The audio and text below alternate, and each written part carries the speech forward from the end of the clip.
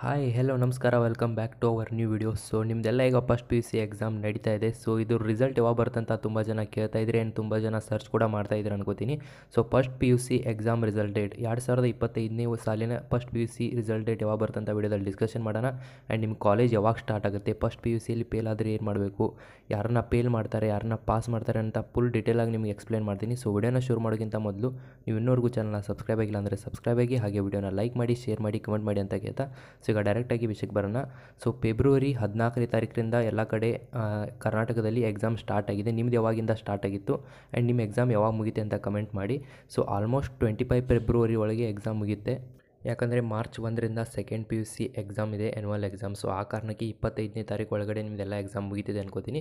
So ನಿಮ್ಮೆಲ್ಲರ exam ಚೆನ್ನಾಗಿ ಕೂಡ ಆಗಿರುತ್ತೆ. ಯಾರು ಪಾಸ್ ಆಗ್ತೀರ ಅನಿಸುತ್ತೆ ಆ್ಯಂಡ್ ಯಾರು ಫೇಲ್ ಆಗ್ಬೋದು ಅನಿಸುತ್ತೆ ಅಂತ ನೋಡೋದಾದರೆ, ಸೊ ಅಟೆಂಡೆನ್ಸ್ ಇದ್ದರೆ ಆಲ್ಮೋಸ್ಟ್ ಎಲ್ಲ ಕಾಲೇಜಲ್ಲೂ ಪಾಸ್ ಮಾಡ್ತಾರೆ. ಕೆಲವೊಂದಿಷ್ಟು ಕಾಲೇಜಲ್ಲಿ ಫೇಲ್ ಮಾಡೋ ಚಾನ್ಸ್ ಇದೆ. ಸೊ ಅದು ನಿಮ್ಮ ಅಟೆಂಡೆನ್ಸ್ ಮೇಲೆ ಡಿಪೆಂಡ್ ಆಗುತ್ತೆ, ನೀವು ಏನು ಬರ್ದಿರ್ತೀರ ಅದ್ರ ಮೇಲೆ ಡಿಪೆಂಡ್ ಆಗುತ್ತೆ. ಆಲ್ಮೋಸ್ಟ್ ಜಾಸ್ತಿ ಜನನ ಫೇಲ್ ಮಾಡಲ್ಲ ಎಲ್ಲೂ. ಆದರೆ ನೀವು ಏನಾದರೂ ಬಿಹೇವಿಯರ್ ಚೆನ್ನಾಗಿಲ್ಲ ಅಂದರೆ ನಿಮ್ಮನ್ನ ಆಲ್ಮೋಸ್ಟ್ ಫೇಲ್ ಮಾಡೋ ಚಾನ್ಸ್ ಇದೆ. ಸೊ ನೀವು ಪಾಸ್ ಆಗ್ತೀರಾ ಫೇಲ್ ಆಗ್ತೀರಾ ಅಂತ ಕಮೆಂಟ್ ಮಾಡಿ. ನಾನು ಡೈರೆಕ್ಟಾಗಿ ವಿಷಯಕ್ಕೆ ಬರೋಣ.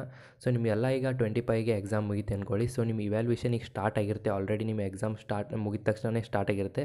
ಯಾಕಂದರೆ ಕಾಲೇಜ್ ಸರೇ ಇವ್ಯಾಲ್ಯೂಯೇಷನ್ ಮಾಡ್ತಾರೆ, ನಿಮ್ಮ ಕಾಲೇಜ್ ಸರೇ ನಿಮ್ಮ ಪೇಪರ್ನ ಇವ್ಯಾಲ್ಯೂಯೇಷನ್ ಮಾಡ್ತಾರೆ. ಆ ಕಾರಣಕ್ಕೆ ಸೊ ನಿಮ್ಮ ಪಾಸ್ ಫೇಲ್ ಮಾಡೋ ಅಧಿಕಾರ ನಿಮ್ಮ ಕಾಲೇಜವ್ರಿಗೆ ಇರುತ್ತೆ. ಸೊ ಆ ಕಾರಣಕ್ಕೆ ನೀವು ಸರ್ ಜೊತೆ ಚಲೋ ಆದರೆ ಸೊ ನೀವು ಆಲ್ಮೋಸ್ಟ್ ಪಾಸ್ ಮಾಡಿರ್ತಾರೆ. ನೀವು ಫೇಲ್ ಆಗೋ ಚಾನ್ಸ್ ಇದ್ದರೆ ಆ್ಯಂಡ್ ಯಾರು ಬರ್ದಿರ್ತೀರ ಅವ್ರು ಮಾತ್ರ ಆಲ್ಮೋಸ್ಟ್ ಪಾಸ್ ಆಗಿ ಆಗ್ತಾರೆ, ಯಾವುದೇ ಚಾನ್ಸ್ ಇಲ್ಲ ಫೇಲ್ ಆಗೋದು. ಇನ್ನು ನೆಕ್ಸ್ಟ್ ಆಲ್ ದ ಬೆಸ್ಟ್, ಎಲ್ಲರೂ ಪಾಸ್ ಆಗ್ತೀರ ಅನ್ಕೋತೀನಿ. ಇನ್ನು ನೆಕ್ಸ್ಟ್ ನೋಡೋದಾದ್ರೆ ರಿಸಲ್ಟ್ ಬಗ್ಗೆ ಮಾತಾಡೋದಾದರೆ, ನಿಮ್ಮೆಲ್ಲ ರಿಸಲ್ಟ್ ತುಂಬ ಅಂದರೆ ತುಂಬ ಲೇಟ್ ಮಾಡಿ ಬರುತ್ತೆ. ಸೊ ಅದು ಯಾವಾಗಂದರೆ ಮಾರ್ಚ್ 30ನೇ ತಾರೀಕು. ಸೊ ಆಲ್ಮೋಸ್ಟ್ ಪ್ರತಿ ವರ್ಷ ಇದೇ ಆಗೋದು. ಮಾರ್ಚ್ 30ನೇ ತಾರೀಕು ಎಲ್ಲ ಕಾಲೇಜಲ್ಲೂ ರಿಸಲ್ಟ್ನ ನಿಮ್ಮ ಕಾಲೇಜಲ್ಲೇ ನಿಮಗೆ ಬಿಡುಗಡೆ ಮಾಡ್ತಾರೆ. ಕೆಲವೊಂದಿಷ್ಟು ಜನ ಅವ್ರವ್ರ ಕಾಲೇಜ್ ವೆಬ್ಸೈಟಲ್ಲಿ ಬಿಡುಗಡೆ ಮಾಡ್ತಾರೆ. ಇನ್ನು ಕೆಲವೊಂದಿಷ್ಟು ಜನ ಕಾಲೇಜವರು ಆಲ್ಮೋಸ್ಟ್ ಅವ್ರ ಕಾಲೇಜಲ್ಲೇ ಹೇಳ್ತಾರೆ. ಸೊ ಮಾರ್ಚ್ 30ನೇ ತಾರೀಕು ನಿಮ್ಮ ರಿಸಲ್ಟ್ನ ಬರೋ ಚಾನ್ಸ್ ಇದೆಯಲ್ಲ, 100% ಅವತ್ತೇ ಬರ್ಬೋದು. ಯಾಕಂದರೆ ಪ್ರತಿ ವರ್ಷ ಕೂಡ ಮಾರ್ಚ್ 30ರಂದು ನಿಮಗೆ ರಿಸಲ್ಟ್ನ ಕೊಡ್ತಾರೆ. ಆ್ಯಂಡ್ ನಿಮ್ಮ ಕಾಲೇಜ್ ಯಾವಾಗ ಸ್ಟಾರ್ಟ್ ಆಗುತ್ತೆ ಅಂತ ಕೇಳ್ಬೋದು. ಆಲ್ಮೋಸ್ಟ್ ಎಲ್ಲ ಕಾಲೇಜು ಜೂನಿಂದ ಸ್ಟಾರ್ಟ್ ಆಗುತ್ತೆ. ಕೆಲವೊಂದಿಷ್ಟು ಕೋಚಿಂಗು ಎಲ್ಲ ಇರ್ತಲ್ಲ, ಆಲ್ಮೋಸ್ಟ್ ಅವರಿಗೆ ಹಾಲಿಡೇಸ್ ಕೊಡಲ್ಲ ಫಸ್ಟ್ ಪಿ ಯುದವ್ರಿಗೆ.